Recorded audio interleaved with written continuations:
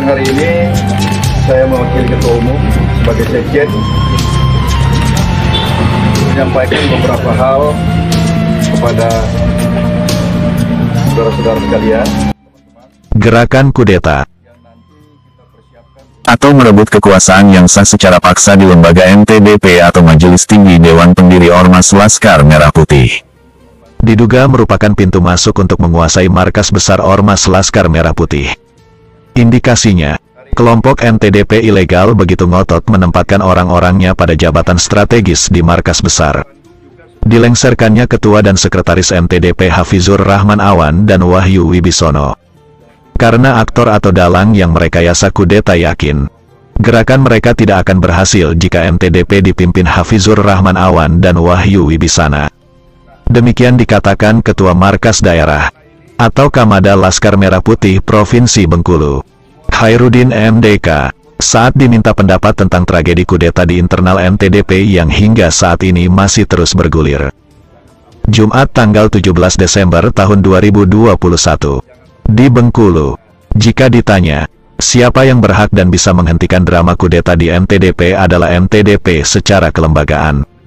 Dengan Ketua dan Sekretaris Dewan Pendiri, Hafizur Rahman Awan dan Wahyu Wibisana.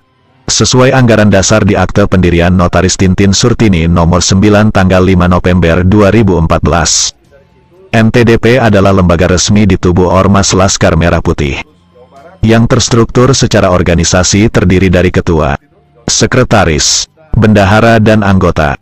Kewenangan utamanya, Majelis Tinggi Dewan Pendiri memegang kekuasaan tertinggi atas pengangkatan dan penetapan ketua umum dan sekretaris jenderal Markas Besar Laskar Merah Putih, serta melakukan pengawasan terhadap kebijakan yang dijalankan Markas Besar.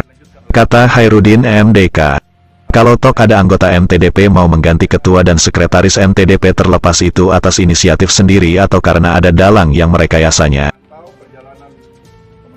Selain harus atas dasar pembuktian kesalahan yang dapat dipertanggungjawabkan, juga harus melalui rapat pleno lengkap anggota MTDP atau paling tidak lebih dari separuh dari jumlah anggota.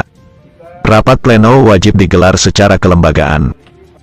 Dengan dihadiri atau menghadirkan Ketua dan Sekretaris MTDP ada dua opsi untuk mengganti Ketua dan Sekretaris MTDP. Pertama, secara musyawarah mufakat. Jika tidak dapat diputuskan secara musyawarah mufakat, maka dilakukan voting dengan suara terbanyak. Tidak dengan cara rapat pleno sembunyi-sembunyi. Apalagi tanpa sepengetahuan Ketua dan Sekretaris MTDP itu sama saja dengan kudeta. Ujar Khairuddin MDK. Dia juga berpendapat, dampak dari gerakan kudeta tersebut disadari atau tidak berpotensi akan ada kelompok versi Erfil Manurung Jilid 2, di mana kader Laskar Merah Putih kembali terbelah menjadi dua kubu. Sebab jika melihat surat yang disebutnya hasil rapat pleno, dari 6 nama anggota MTDP yang namanya tercantum hanya 4 yang menandatangani. Karena satu nama diantaranya mengaku tanda tangannya dipalsukan.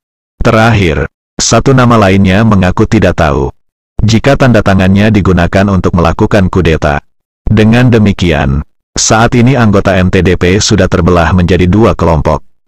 Kelompok 5 dan kelompok 3. Ingat, kedua kelompok memiliki kapasitas bertindak untuk dan atas nama Majelis Tinggi Dewan Pendiri Ormas Laskar Merah Putih.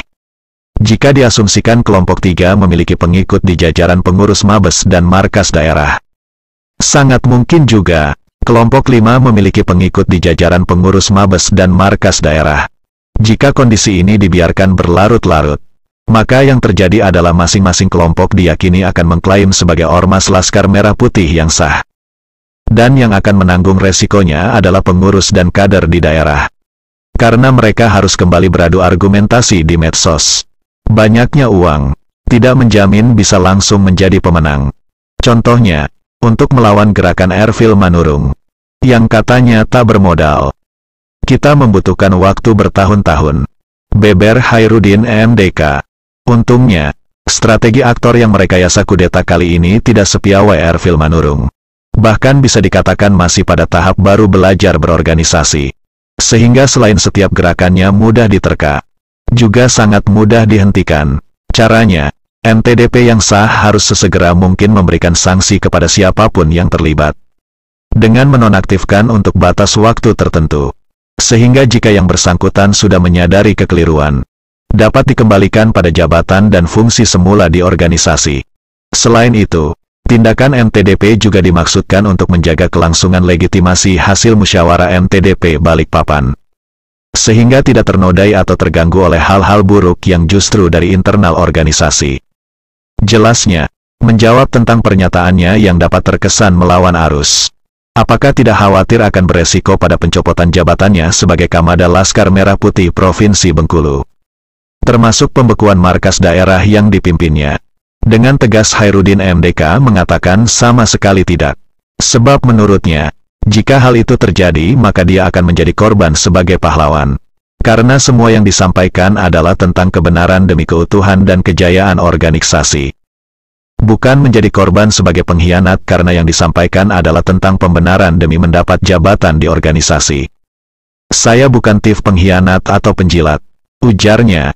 Disinggung apakah sudah bisa menduga siapa aktor yang bermain di balik tragedi kudeta terhadap MTDP secara spontan. Kader organisasi dan jurnalis senior yang di Bengkulu memang dikenal kritis itu mengaku sudah bisa menebak. Hanya saja biarkan waktu yang menjawabnya karena dia juga yakin sebagian kader Laskar Merah Putih tahu. Wartawan Metro Update TV Anugrah Halilintar dan Putra Dewa melaporkan. Dan mungkin besok sudah bisa diterima sama keluarga korban. Terima kasih ya.